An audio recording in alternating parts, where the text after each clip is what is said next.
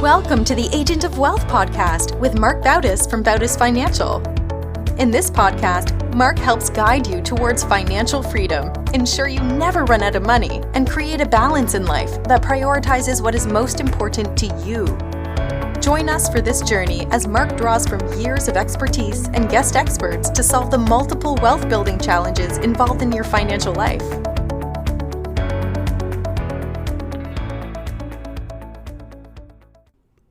Welcome back to the Agent of Wealth. This is your host, Marc Bautis. On today's show, we're going to talk about how goal planning can help you achieve financial fulfillment. I usually bring up goal planning once a year to remind people about it, but it really should be at the core of your financial plan that you put together. When it comes to having success with achieving your financial goals, it really comes down to a 4-step process. So step 1, you obviously want to identify your goals to know what you want to do or what you're trying to achieve. Step 2 is you have to analyze what has to be done to achieve those goals, right? Just putting down the goals is great, but then what are the steps needed to be able to hit those goals? Step 3 is to prioritize your goals, and that's if you have to. And we'll talk a little bit about what that means. And then step 4 is to execute. It's not a one-time thing. Things change inevitably in our lives and outside of our life. Sometimes our financial plan or our goals do change. So let's talk a little bit about each of the 4 steps. So first step is you have to identify your goals. And there's different ways that you can categorize them, but I'd say the most popular one is by time. So you may have short-term goals, which are usually less than 3 years, let's say. You may have midterm goals, which may be from 3 to 10 years. And then you may have long-term goals, which are more than 10 years. But theoretically, you can categorize them any way you want. And I think the best way to approach identifying them is just brainstorm. Take out a blank sheet and just start listing things you want to accomplish. And whether you think it's a financial goal or not, just start listing it down. Some people do trouble thinking about their goals.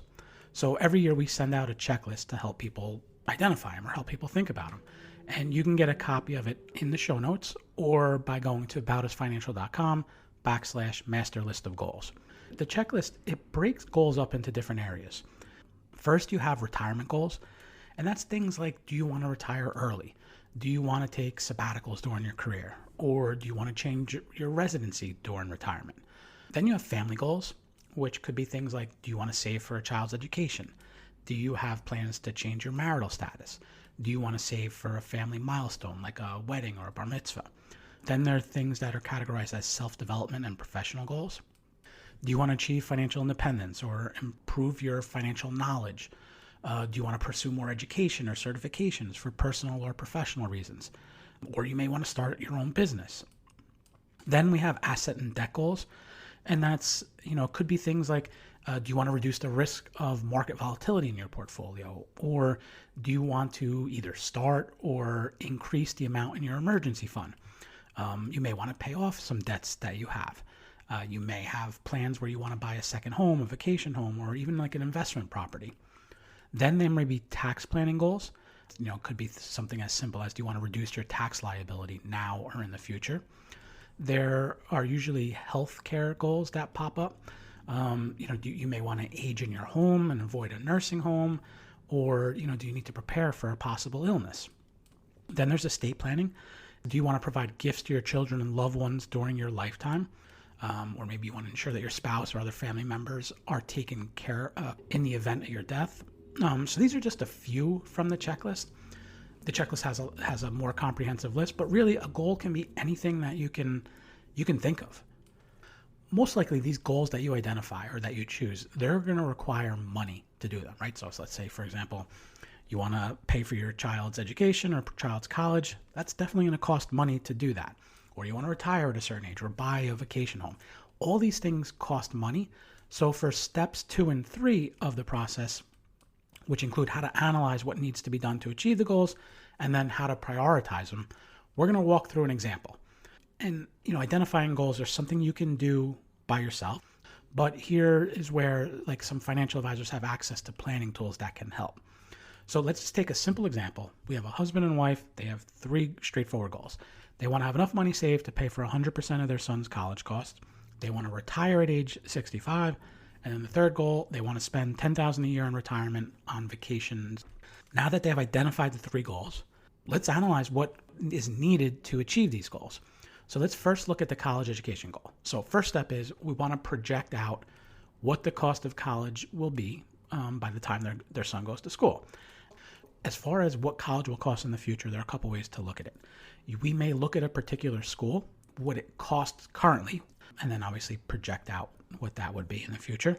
We can take the average cost of, let's say, public schools in the United States or even private schools in the country. And so we have an average of multiple schools, or we can just let's take an average of all the public and private schools in the country, and that will give us the cost of college today.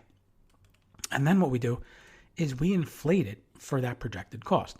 Inflation obviously is an assumption and does vary, but if we put in an inflation number and their son is going to school in, let's say, 10 years, we can say, okay, the cost of college today is this, but in 10 years, it will be this. And now, I always tell people, who knows what college is going to cost in 10, 15 years? It may be free for everyone, or it may cost $1 million a year. But the best approach and probably the most straightforward approach is take the cost of college today, run it against some inflation number, and then therefore you have what the projected cost would be by the time their kids go to school.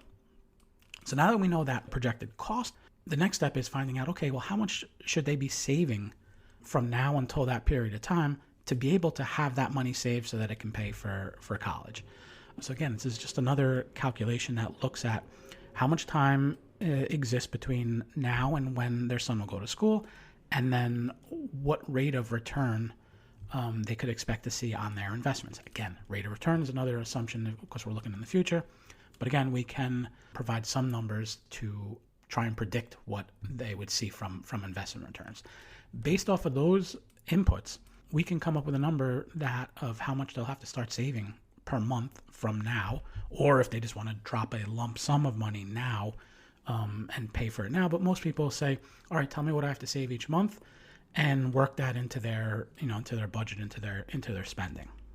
So it's a similar exercise that we do with retirement, although probably a little more complex because there's more moving parts. You have to project living expenses, which in retirement can be different than what they currently have. You have to factor in things like Social Security payments or pensions, but really the concept is the same. And at the end of it, we'll come up with an amount that they have to start saving each month going forward.